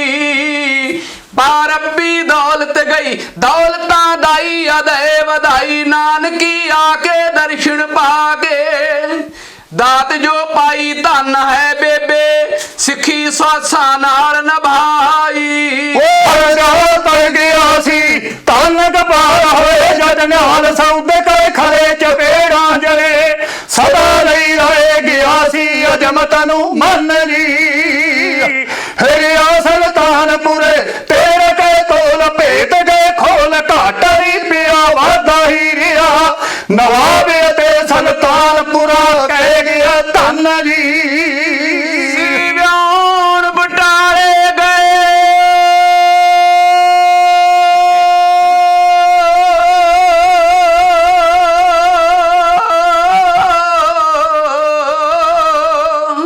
ਸਿਵਿਆਣ ਗਿਆਨ ਸਲਖਣੀ ਪਾ ਕਿਉ ਜਤ ਨਭਾ ਕੇ ਜਣੇ ਸ੍ਰੀ ਚੰਦ ਤੇ ਲਖਮੀ ਦਾਸ ਨਿਸ਼ਾਨ ਦੋ ਫਿਰ ਖੁਦ ਸੱਚਖੰਡ ਵਿੱਚੋਂ ਏਕੇ ਦਾ ਨਾਦ ਜੋ ਯਾਦ ਜਗਾਦ ਜਪਜੀ ਨੂੰ ਪਾ ਕੇ ਮਸੀਤੇ ਜਾ ਕੇ ਨਵਾਬ ਤੇ ਕਾਜੀ ਕੀਤੇ ਸ਼ੁੱਧ ਮੁਖੀਏ ਅਗਿਆਨ ਦੋ ਉਹ ਕਿਤੇ ਅੰਦਰ ਜਾਣਾ ਹੋਏ ਜਗਤ ਜਲੰਦਾ ਜਲੇ ਹਰ ਬੰਦਾ ਵੇਦ ਨਾ ਭਾਰੀ ਨਹੀਂ ਸਾਰੀ ਪੁੱਤਰ ਛੋਤਾਰ ਨੇ ਜਗ ਕਮਰ ਲਈ ਬੰਨਲੀ ਦਸ ਅਮਰਤ ਲਾਲੋ ਨੂੰ ਭਾਗੋ ਖੂਨ ਪਾਪ ਮਜਬੂਨ ਜੋ ਬਾਬਰ ਜਾਬਰ ਗਿਆ ਸੀ ਕਾਬਰ ਸੋਇਸ਼ੀ ਕੁੱਤੇ ਆਕੀ ਜੋ ਕਹਿੰਦੇ ਧੰਨ ਜੀ ਗਏ ਤੀਰਥੀ ਸੀ ਤੋੜ ਕੇ ਭਰਮ ਬਤਾ ਸ਼ੁਭ ਕਰਮ ਭੇਖ ਦਾ ਖੰਡਣ ਸੱਚ ਦਾ ਮੰਡਣ ਕੂੜੇ ਸਥੂਲ ਮੂਲ ਨੂੰ ਪਾਉਣਾ ਸੱਚ ਅਚਾਰ ਹੈ ਵਲ ਕੱਢਦੇ ਵਲੀਆਂ ਦੇ ਕੌਡੇ ਸਾਧਕ ਯਾਦੂ ਯਾਦਕ ਸੱਜਣ ਠੱਗ ਸਾਧੂ ਚੋਰ ਅਪਰਾਧੂ ਜੀ ਨਾਨਕ ਨਦਰੀ ਕੂੜਾ ਜਗ ਕੀਤਾ ਸਚਿਆਰ ਹੈ ਓ ਕਿਆ ਮੱਕੇ ਜਾ ਕੇ ਕਿਆ ਮੱਕੇ ਜਾ ਕੇ ਤੇ ਨਾਹੀ ਇੱਕ ਥਾਂ ਵਸੇ ਕਟਮਾਏ ਜੋ ਵੇਖ ਤੇ ਵੀ ਅਗੇ ਦਾ ਭੇਦ ਮੋਮਨ ਤੇ ਹਿੰਦੂ ਨੂੰ ਮਿਲਣਾ ਸ਼ੋਭਿਆ ਮਲਾ ਮਿਲ ਡੰਨ ਜੀ ਜਗ ਵਿੱਚੋਂ ਭਗੌੜੇ ਜੋ ਸਨਾਸੀ ਵਿਰਾਗੀ ਸਿੱਧ ਤੇ ਆਗੀ ਕਰੇ ਸਕੇ ਮੂਲ ਦਾ ਭੇਦ ਸਮਝ ਕੇ ਕਹਿੰਦੇ ਤੁਮਾਰੀ ਵੱਡੀ ਕਮਾਈ ਨਾਨਕ ਧੰਨ ਜੀ ਓ ਨਾਨਕ ਨਿਰੰਕਾਰੀ ਦੀ ਰਬਾਬ ਸੰਗੀਤ ਅਨਾਦੀ ਗੀਤ ਗੂੰਜੇ ਨੋ ਖੰਡ ਪੂਰਾ ਬ੍ਰਹਿਮੰਡ ਮਨੁੱਖ ਹੈਵਾਨ ਸ਼ੈਤਾਨ ਪੱਥਰ ਵੀ ਹੋ ਗਏ ਨਰਮ ਸੀ ਜਲ ਥਲ ਤਰੇ ਭਵਨਾ ਚੋਂ ਤੂੰ ਹੀ ਨਿਰੰਕਾਰ ਗਾਵੇ ਸੰਸਾਰ ਜਾਤ ਔਰ ਪਾਤ ਮਜਬ ਕੀ ਬਾਤ ਛੋੜ ਕੇ ਇੱਕੋ ਰੱਬ ਦਾ ਇੱਕੋ ਦੱਸਿਆ ਧਰਮ ਸੀ ਓਏ ਗਈ ਖੇਲ ਦਾ ਟੀਮਾਂ ਦਾ ਸੱਚ ਜਿਤਾਗੇ ਕੂੜ ਮਕਾਗੇ ਹੰਸ ਜੋ ਰਹੀ ਉਹਨਾਂ ਭੁੱਲ ਗਈ ਭੂਤਨਾ ਨਾਨਕ ਸੁਣ ਕੇ ਵੀ ਖੁਦ ਰਹਿ ਪ੍ਰਸੰਨ ਜੀ ਛੱਡ ਇੱਕਾ ਦੁੱਕਾ ਨੂੰ ਜੀ ਹੈ ਕਰ ਗਾਵੇ ਸਤਿਜੁਗ ਪਾਵੇ ਬਾਬੇ ਦੇ ਚਰਨ ਪਵਿੱਤਰ ਕਰਨਾ ਤਾਰਿਆ ਕਲ ਜੁਗ ਬਾਬੇ ਸਤਨਾਮ ਹੈ ਧੰਨ ਜੀ ਸਿੱਖਿਆ ਗੁਰੂ ਨਾਨਕ ਦੀ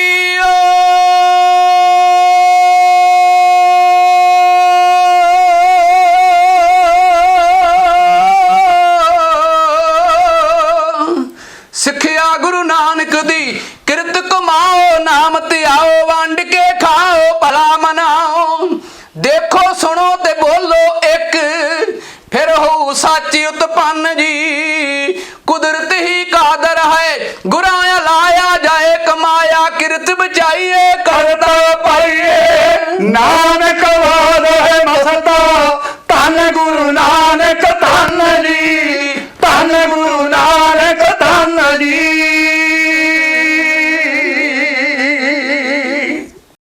ਅੱਛਾ ਮਸਤ ਸਾਹਿਬ ਇੱਕ ਹੋਰ ਤੁਸੀਂ ਕਵਿਤਾ ਅਕਾਲ ਤਖਤ ਸਾਹਿਬ ਨੂੰ ਸਮਰਪਿਤ ਬੜੀ ਖੂਬਸੂਰਤ ਕਵਿਤਾ ਜਿਹੜੀ ਲਿਖੀ ਹੈ ਜੀ ਉਹ ਕਵਿਤਾ ਬਾਰੇ ਵੀ ਥੋੜੀ ਜਾਣਕਾਰੀ ਪਾਓ ਉਹ ਵੀ ਜੀ ਤੁਹਾਡੇ ਕੋਲ ਸਰਵਣ ਕਰਨੀ ਚਾਹਾਂਗੇ ਬੇਨਤੀ ਇਦਾਂ ਜੀ ਚੌਕੀਦਾਰ ਦਾ ਕੰਮ ਚੌਕੀਦਾਰ ਨਿਭਾਉਣਾ ਹੀ ਹੁੰਦਾ ਹੈ ਜੀ ਇਹ ਸਾਨੂੰ ਸਾਡੇ ਸਤਿਗੁਰਾਂ ਨੇ ਜਿੱਥੇ ਪਵਿੱਤਰ ਹਰੀਮੰਦਰ ਸਾਹਿਬ ਡਿੱਠੇ ਸਭੇ ਥਾਵ ਨਹੀਂ ਤੁਧ ਜਿਹਾ ਬਖਸ਼ਿਆ ਜੀ ਜਿਹਦਾ ਨੀਂਹ ਪੱਥਰ ਸਾਈਂ ਮੀਆਂ ਮੀਰ ਜੀ ਨੇ ਰੱਖਿਆ ਜਿੱਥੇ ਅਰਬਸਤਾਨ ਤੋਂ ਆਏ ਇੱਕ ਫਕੀਰ ਉਹ ਕਰੋੜ ਰੁਪਏ ਦਾ ਚੌਰ ਚਲਾਉਂਦੇ ਆ ਇੱਕ ਉਹ ਮੱਕੇ ਦਿੰਦੇ ਆ ਇੱਕ ਇੱਥੇ ਦਿੰਦੇ ਆ ਲੋਕਾਂ ਦੀ ਇਹੋ ਜਿਹੀ ਸੋਚ ਆ ਔਰ ਜੇ ਗੁਰੂ ਗ੍ਰੰਥ ਸਾਹਿਬ ਜੀ ਦਾ ਪਹਿਲਾ ਪ੍ਰਕਾਸ਼ ਮਨਾਇਆ ਗਿਆ ਤੇ ਉੱਥੇ ਉਹ ਮੌਲਾਨਾ ਜੀ ਇਮਾਮ ਆਏ ਕਹਿੰਦੇ ਆ ਵੀ ਉਦੋਂ ਮਨੁੱਖ ਪੂਰਾ ਅਕਲਮੰਦ ਹੋਏਗਾ ਜਦੋਂ ਉਹ ਗੁਰੂ ਗ੍ਰੰਥ ਸਾਹਿਬ ਨੂੰ ਸਮਝ ਗਿਆ ਯਾਨੀ ਦੁਨੀਆ ਦਾ ਉਹ ਸਾਂਝਾ ਸਥਾਨ ਜਿੱਥੇ ਗੁਰੂ ਗ੍ਰੰਥ ਸਾਹਿਬ ਦਾ ਪ੍ਰਕਾਸ਼ ਹੋਇਆ ਜੀ ਉੱਥੇ ਗੁਰੂ ਜੀ ਨੇ ਏਡੀ ਵੱਡੀ ਬਖਸ਼ਿਸ਼ ਕੀਤੀ ਹੈ ਕਿ ਇਹ ਧਰਮ ਤਾਂ ਚੱਲ ਸਕਦਾ ਹੈ ਜੇ ਇਹਦੇ ਨਾਲ ਰਾਜਨੀਤੀ ਸ਼ਕਤੀ ਬਣ ਕੇ ਚੱਲੇ। ਤੋ ਧੰਨ ਗੁਰੂ ਹਰਗੋਬਿੰਦ ਸਾਹਿਬ ਜੀ ਨੇ ਗੁਰੂ ਅਰਜਨ ਸਾਹਿਬ ਜੀ ਦੀ ਸ਼ਹਾਦਤ ਤੋਂ ਬਾਅਦ ਮੰਨੋ ਵੀ ਤੱਤੀ ਤਵੀ ਹੀ ਅਕਾਲ ਤਖਤ ਦਾ ਰੂਪ ਬਣੀ। ਕਦੀ ਗੁਰੂ ਤੱਤੀ ਤਵੀ ਤੇ ਉਹ ਕੁਰਬਾਨੀ ਦੀ ਸਿਖਰ ਕਰਦੇ ਆ ਤੇ ਕਦੀ ਅਕਾਲ ਤਖਤ ਤੇ ਮੀਰੀ ਪੀਰੀ ਪਾ ਕੇ ਗੁਰੂ ਹਰਗੋਬਿੰਦ ਸਾਹਿਬ ਜੀ ਦੁਨੀਆ ਨੂੰ ਸੰਸਾਰ ਦਾ 300 ਧਰਮ ਹੈ ਵਿਦਵਾਨਾਂ ਨੇ ਮੰਨਿਆ ਵੱਡਾ ਧਰਮ ਤੇ 3000 ਤੋਂ ਵੱਧ ਬੋਲੀਆਂ ਵਿਦਵਾਨ ਮੰਨਦੇ ਨੇ ਪਰ ਕਿਸੇ ਵੀ ਧਰਮ ਕੋਲ ਇੱਕ ਕੇਂਦਰੀ ਧਰਮ ਸਥਾਨ ਤੇ ਹੋ ਸਕਦਾ ਤਖਤ ਨਾਂ ਦੀ ਕੋਈ ਚੀਜ਼ ਨਹੀਂ। ਉਹ ਕੱਲਾ ਇਹ ਹਰੀ ਮੰਦਰ ਹੈ ਜਿੱਥੇ ਅਕਾਲ ਤਖਤ ਸਾਹਿਬ ਹੈ।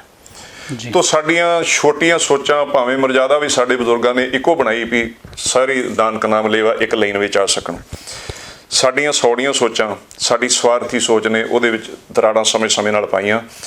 ਤੋ ਚੌਂਕੀਦਾਰ ਦਾ ਫਰਜ਼ ਹੁੰਦਾ ਹੈ ਵੀ ਸਮੇਂ ਤੇ ਉਹ ਖਬਰਦਾਰ ਦਾ ਹੁਕਾ ਦੇ। ਇਹ ਮਨ ਵਿੱਚ ਲੈ ਕੇ ਸ਼੍ਰੀ ਅਕਾਲ ਤਖਤ ਸਾਹਿਬ ਕੀ ਹੈ, ਜਿਹੜਾ ਇਹਦੇ ਨਾਲੋਂ ਟੁੱਟ ਗਿਆ ਉਹਦਾ ਕੀ ਹਾਲ ਹੋਇਆ, ਤੇ ਇੱਥੇ ਆ ਕੇ ਜੇ ਕੋਈ ਗਲਤੀ ਕਰਕੇ ਮਾਫੀ ਮੰਗ ਲਏ ਤੇ ਉਹ ਛੋਟਾ ਨਹੀਂ ਹੁੰਦਾ, ਵੱਡਾ ਬਣਦਾ, ਵੱਡਾ ਹੋ ਜਾਂਦਾ। ਇਹ ਸੰਕਲਪ ਮਨ ਵਿੱਚ ਲੈ ਕੇ ਇੱਕ ਨਿਮਾਣੀ ਜੀ ਕੋਸ਼ਿਸ਼ ਚੌਂਕੀਦਾਰ ਵਜੋਂ ਕੀਤੀ ਗਈ ਇਹਦੇ ਵਿੱਚ ਵੀ ਪਿਛਲਾ ਵਿਰਸਾ ਪੜੋ ਵੀ ਕਿਹੜੇ ਲੋਕ ਅਕਾਲ ਤਖਤ ਨੂੰ ਮੰਨ ਕੇ ਕਿੱਥੇ ਪਹੁੰਚ ਗਏ ਤੇ ਕਿਹੜੇ ਇਹਦੇ ਨਾਲ ਅੜ ਕੇ ਕਿਹੜੀ ਹਾਲਤ ਵਿੱਚ ਅੱਡ ਗਏ। ਇਹ ਸਭ ਕੁਝ ਨੂੰ ਪੇਸ਼ ਕਰਨ ਵਾਸਤੇ ਇਹ ਕਵਿਤਾ ਦਾਸ ਕੋਲੋਂ ਗੁਰੂ ਨੇ ਲਿਖਵਾਈ ਜੀ। ਸਰਵਉਚਿਤ ਅਕਾਲ ਤਖਤ ਨਾਲ ਜੋ ਅੜਿਆ ਸੋ ਚੜਿਆ। ਇੱਕੋ ਜੱਗ ਵਿੱਚ ਹਰੀ ਮੰਦਰ ਜੋ ਇੱਕ ਅਕਾਲ ਦਾ ਘਰ ਹੈ, ਉਸ ਅਕਾਲ ਦੇ ਤਖਤ ਸਾਹਮਣੇ ਭਗਤੀ ਸ਼ਕਤੀ ਦਰ ਹੈ। ਧਰਮ ਅਬਾਰਨ ਦੁਸ਼ਟ ਉਦਾਹਰਨ ਹੱਕਾਂ ਲਈ ਜੋ ਲੜਿਆ, ਸਰਵੇ ਤੇ ਅਕਾਲ ਤਖਤ ਨਾਲ ਜੋੜਿਆ ਸੋ ਚੜਿਆ। ਪਾਕ ਤਖਤ ਦੀ ਨੀਂਵ ਰੱਖੀ ਗੁਰ ਮੀਰੀ ਪੀਰੀ ਵਾਲੇ, ਭਾਈ ਗੁਰਦਾਸ ਤੇ ਬਾਬਾ ਬੁੱਢਾ ਦੋ ਸੰਗੀ ਮਤ ਵਾਲੇ। ਤੇ ਸਾਰੀ ਖਾਤਰ ਤੀਜਾ ਸਿੱਖ ਨਾਲ ਨਹੀਂ ਖੜਿਆ, ਸਰਵੇ ਤੇ ਅਕਾਲ ਤਖਤ ਨਾਲ ਜੋੜਿਆ ਸੋ ਚੜਿਆ। ਤੱਤੀ ਤਵੀ ਦਾ ਸਦਕਾ ਆਇਆ ਤਖਤ ਹੋਂਦ ਵਿੱਚ ਨਿਆਰਾ, ਜ਼ੁਲਮ ਨੱਚ ਕੇ ਬੰਦੀ ਲੋਕਾਂ ਦਾ ਬਣ ਗਿਆ ਸਹਾਰਾ। ਰਾਤ ਗਰਮੀ ਅੰਦਰ ਸੂਰਜ ਆਜ਼ਾਦੀ ਦਾ ਚੜਿਆ, ਸਰਵੇ ਤੇ ਅਕਾਲ ਤਖਤ ਨਾਲ ਜੋੜਿਆ ਸੋ ਚੜਿਆ। ਦਿੱਲੀ ਤਖਤ ਅਕਾਲ ਤਖਤ ਨਾਲ ਜਦ ਜਦ ਵੀ ਟਕਰਾਇਆ, ਚੜੀ ਆਵੇ ਤੇ ਲੱਥੀ ਜਾਵੇ ਗਿਆ ਏ ਸੱਚ ਦਰਸਾਇਆ। ਤਾਂ ਜੰਗਾਂ ਵੀ ਜਿੱਤਦਾ ਸੇਰਾ, ਚੋ ਜੰਗਾਂ ਦੀ ਜਿੱਤਦਾ ਸੇਰਾ, ਅਕਾਲ ਤਖਤ ਸਿਰ ਮਰਿਆ, ਸਰਵੇ ਤੇ ਅਕਾਲ ਤਖਤ ਨਾਲ ਜੋੜਿਆ ਸੋ ਚੜਿਆ।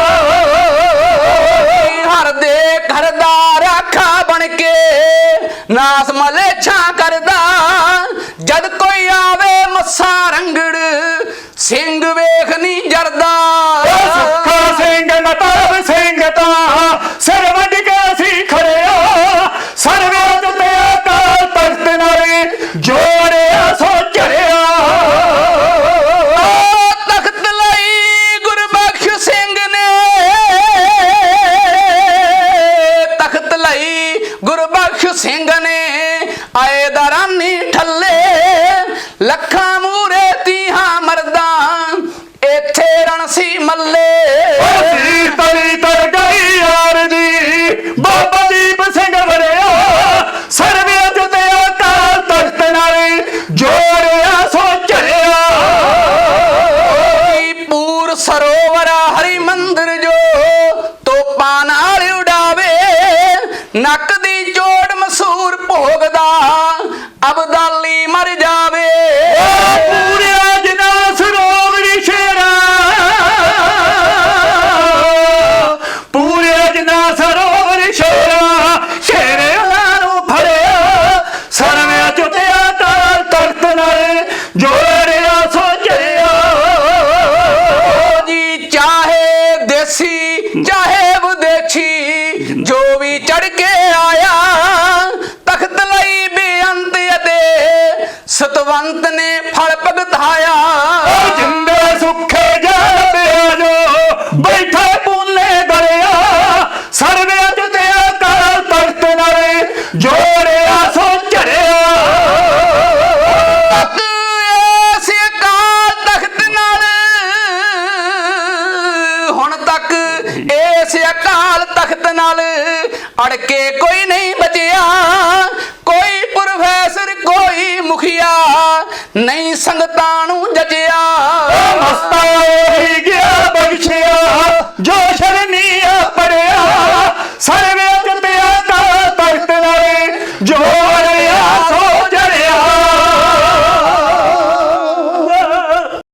ਜਿਹੜੇ ਨਵੇਂ ਮੁੰਡੇ ਕਵੀਸ਼ਰ ਬਣਨਾ ਚਾਹੁੰਦੇ ਨੇ, ਇਸ ਲਾਈਨ 'ਚ ਆਉਣਾ ਚਾਹੁੰਦੇ ਨੇ, ਉਹਨਾਂ ਨੂੰ ਕੀ ਸੰਦੇਸ਼ ਦੇਣਾ ਚਾਹੋਗੇ? ਵੇਖੋ ਜੀ, ਜ਼ਿੰਦਗੀ 'ਚ ਕੋਈ ਵੀ ਕਿੱਤਾ ਜਿਹੜਾ ਹੈ ਕਲਾ ਨਾਲ ਸੰਬੰਧਿਤ ਜੀ, ਉਹਦੇ 'ਚ ਦੋ ਤਰ੍ਹਾਂ ਦੇ ਲੋਕ ਸ਼ਿਰਕਤ ਕਰਦੇ ਆ ਜੀ। ਮੈਂ ਸਭ ਤੋਂ ਨਿਮਾਣਾ ਆਪਣੇ ਆਪ ਨੂੰ ਪੇਸ਼ ਕਰਕੇ ਬੇਨਤੀ ਕਰ ਰਿਹਾ। ਕੁਝ ਲੋਕ ਉਹ ਹੁੰਦੇ ਨੇ ਜਿਨ੍ਹਾਂ ਦੇ ਮਨ 'ਚ ਕਲਾ ਨੂੰ ਸਮਰਪਿਤ ਹੋਣ ਦੀ ਭਾਵਨਾ ਹੁੰਦੀ ਹੈ ਤੇ ਇਸ਼ਕ ਹੁੰਦਾ ਹੈ, ਤੇ ਇੱਕ ਭਾਗ ਉਹਨਾਂ ਦਾ ਹੁੰਦਾ ਹੈ ਜਿਨ੍ਹਾਂ ਦਾ ਹੁੰਦਾ ਹੈ ਰੁਜ਼ਗਾਰ ਸਮਝ ਕੇ ਇਹਨੂੰ ਅਪਣਾਉਣਾ ਜੀ। ਰੁਜ਼ਗਾਰ ਸਮਝ ਕੇ ਅਪਣਾਉਣ ਵਾਲੇ ਲੋਕ ਕਈ ਵਾਰੀ ਟੁੱਟਦੇ, ਕਈ ਵਾਰੀ ਜੁੜਦੇ ਵੀ ਵੇਖੇ ਗਏ। ਤੇ ਜਿਨ੍ਹਾਂ ਐਸੀ ਪਵਿੱਤਰ ਕਲਾ ਜਿਹੜੀ ਜਿਹਨੂੰ ਥਾਪੜਾ ਗੁਰੂ ਗੋਬਿੰਦ ਸਿੰਘ ਮਹਾਰਾਜ ਜੀ ਨੇ ਦਿੱਤਾ, ਤੇ ਆਪ ਕਵੀਆਂ ਦੇ ਸਰਤਾਜ ਸਨ, ਦੁਨੀਆ ਦੀ ਹਰ ਭਾਸ਼ਾ ਉਹਨਾਂ ਨੇ ਆਪਣੀ ਬਾਣੀ ਵਿੱਚ ਅਪਣਾਇਆ, ਉਹ ਆਪਾਂ ਅੱਗੇ ਵਿਚਾਰ ਕਰਾਂਗੇ। ਤੇ ਉਹਨਾਂ ਨੂੰ ਸਮਰਪਿਤ ਹੋ ਕੇ ਜਿਹੜੇ ਚੱਲਦੇ ਨੇ, ਉਹ ਭਾਵੇਂ ਮਾਈ ਹਾਲਤ ਕਮਜ਼ੋਰ ਹੋ ਜਾਏ, ਭਾਵੇਂ ਗੱਲ ਤੇ ਵਿਅੰਗ ਵੱਲ ਜਾ ਰਹੀ ਹੈ, ਹੁਣ ਅੱਜ ਹੀ ਆਪਾਂ ਵੇਖਿਆ ਜਾਏ ਜੀ ਵੀ ਅੱਜ ਕਰੋਨਾ ਦੇ ਇਸ ਸਮੇਂ ਵਿੱਚ ਬਾਕੀ ਸਾਰੇ ਅਦਾਰੇ ਜਿਹੜੇ ਆ ਬਿਜ਼ਨਸ ਵਾਲੇ ਉਹ ਚੱਲ ਚੁੱਕੇ ਆ। ਇੱਕ ਸਾਡਾ ਕਵੀਸ਼ਰ ਢਾਡੀਆਂ ਦਾ ਅਦਾਰਾ ਜਿਹੜਾ ਬੰਦ ਹੈ, ਕਿਉਂਕਿ ਮੈਂ ਤੇ ਅੱਗੇ ਇੱਕ ਸੱਜਣ ਫੋਨ ਤੇ ਮੈਨੂੰ ਇੱਕ ਦਿਨ ਕਹਿੰਦਾ ਵੀ ਮਸਜਿਦ ਕਦੋਂ ਖੋਲ੍ਹਣਾ? ਮੈਂ ਕਿਹਾ ਜਦੋਂ ਸਾਰਿਆਂ ਦਾ ਐਂਡ ਹੋ ਗਿਆ, ਸਭ ਤੋਂ ਮਗਰੋਂ ਆਪਣਾ ਖੋਲ੍ਹਣਾ, ਕਿਉਂਕਿ ਆਪਾਂ ਨੂੰ ਆਪਣੀ ਗੱਲ ਹੀ ਉਦੋਂ ਬਣਨੀ ਹੈ ਜਦੋਂ ਇਹ ਐਲਾਨ ਹੋ ਗਿਆ ਵੀ ਵੱਡੇ ਵੱਡੇ ਇਕੱਠ ਜਿਹੜੇ ਚੱਲਣਗੇ। ਹਾਲਾਂਕਿ ਜੇ ਇੱਥੇ ਇਹ ਵੀ ਸੱਚਾਈ ਹੈ ਵੀ ਇਹ ਇਕੱਠਾਂ ਵਿੱਚ ਕੋਈ ਫਰਕ ਨਹੀਂ, ਗੁਰੂ ਘਰਾਂ ਵਿੱਚ ਸੰਗਤ ਕਰਨ ਉਹ ਘੱਟ ਨਹੀਂ ਪੂਰੀ ਆ ਰਹੀ। ਤਾਂ ਮੈਂ ਜਿਹੜੀ ਆਪਾਂ ਗੱਲ ਕਰ ਰਹੇ ਸੀ, ਤਾਂ ਜਿਨ੍ਹਾਂ ਨੂੰ ਇਸ਼ਕ ਉਹ ਕਵੀਸ਼ਰੀ ਨੂੰ ਟੁੱਟੇ ਨਹੀਂ, ਅੱਜ ਵੀ ਨਹੀਂ ਟੁੱਟੇ, ਉਸੇ ਤਰ੍ਹਾਂ ਚੱਲ ਰਿਹਾ। ਭਾਵੇਂ ਸਾਡੇ 6 ਮਹੀਨੇ ਹੋ ਗਏ ਪ੍ਰੋਗਰਾਮ ਬੰਦ ਪਏ ਨੂੰ, ਤਾਂ ਫਿਰ ਵੀ ਮਨ 'ਚ ਤੇ ਉਹੀ ਭਾਵਨਾ ਹੈ ਵੀ ਅਸੀਂ ਗੁਰੂ ਦਾਸ ਹਾਂ, ਗੁਰੂ ਦੇ ਚੌਕੀਦਾਰ ਹਾਂ, ਉਹਦੇ ਦਰ ਦਾ ਹੋਕਾ ਦੇਣਾ ਹੈ। ਬਿਲਕੁਲ ਜੀ। ਤੇ ਅਸਲ ਤੇ ਕਵੀਸ਼ਰੀ ਇਹ ਚੀਜ਼ ਆ ਵੀ ਇਹਨੂੰ ਇਸ਼ਕ ਨਾਲ ਲਿਆ ਜਾਏ। ਤਾਂ ਸੰਸਾਰ ਦੀਆਂ ਲੋੜਾਂ ਨੇ, ਰੁਜ਼ਗਾਰ ਵੀ ਜ਼ਰੂਰ ਤਰਜੀਹ ਦੇਣਾ ਪੈਣਾ, ਪ੍ਰੋਫੈਸ਼ਨਲ ਵੀ ਹੈ। ਬਿਲਕੁਲ ਠੀਕ ਹੈ ਜੀ। ਹਾਂਜੀ। ਤੇ ਦੋਸਤੋ, ਇਹ ਸਨ ਸਾਡੇ ਨਾਲ ਪੰਥ ਪ੍ਰਸਿੱਧ ਕਵੀਸ਼ਰ ਗਿਆਨੀ ਲਖਮੀਰ ਸਿੰਘ ਜੀ ਮਸਤ, ਜਿਨ੍ਹਾਂ ਨੇ ਆਪਣੇ ਕੀਮਤੀ ਵਕਤ ਦੇ ਵਿੱਚੋਂ ਟਾਈਮ ਕੱਢ ਕੇ ਤੁਹਾਡੇ ਨਾਲ ਆਪਣੀ ਸਾਂਝ ਪਾਈ, ਤੁਹਾਨੂੰ ਆਪਣੇ ਕੀਮਤੀ ਵਿਚਾਰ ਦੱਸੇ, ਆਪਣੇ ਜੀਵਨ ਬਾਰੇ ਚਾਨਣਾ ਪਾਇਆ। ਕਦੀ ਫਿਰ ਜ਼ਿਆਦਾ ਲੰਬਾ ਟਾਈਮ ਕੱਢ ਕੇ ਫਿਰ ਤੁਹਾਡੇ ਰੂਬਰੂ ਕਰਾਂਗੇ, ਇਹਨਾਂ ਕੋਲ ਬਹੁਤ ਸਾਰੀ ਜਾਣਕਾਰੀ ਲਵਾਂਗੇ। ਤੇ ਲਖਮੀਰ ਸਿੰਘ ਮਸਤ ਜੀ, ਤੁਸੀਂ ਸਾਡੇ ਪ੍ਰੋਗਰਾਮ 'ਚ ਆਏ ਔਰ ਸਾਡੇ ਦਰਸ਼ਕਾਂ ਦੇ ਰੂਬਰੂ ਹੋਏ, ਤੁਹਾਡਾ ਬਹੁਤ ਬਹੁਤ ਧੰਨਵਾਦ ਜੀ। ਬਹੁਤ ਬਹੁਤ ਤੁਹਾਡਾ ਧੰਨਵਾਦ ਜੀ। ਤੇ ਵਾਹਿਗੁਰੂ ਅੱਗੇ ਮੈਂ ਅਰਦਾਸ ਕਰਦਾ ਵੀ ਸੱਚੇ ਪਾਤਸ਼ਾਹ ਤੁਹਾਨੂੰ ਨਿਰੰਤਰ ਇਸ ਸੇਵਾ ਵਿੱਚ ਤਤਪਰਤਾ। ਗੱਲ ਉਹੀ ਹੈ ਜੀ ਵੀ ਕਲਾ ਨੂੰ ਇਸ਼ਕ ਤੋਂ ਬਿਨਾਂ ਨਹੀਂ ਕਮਾਇਆ ਜਾਂਦਾ, ਤੇ ਤੁਹਾਡਾ ਵੀ ਇਸ਼ਕ ਆ।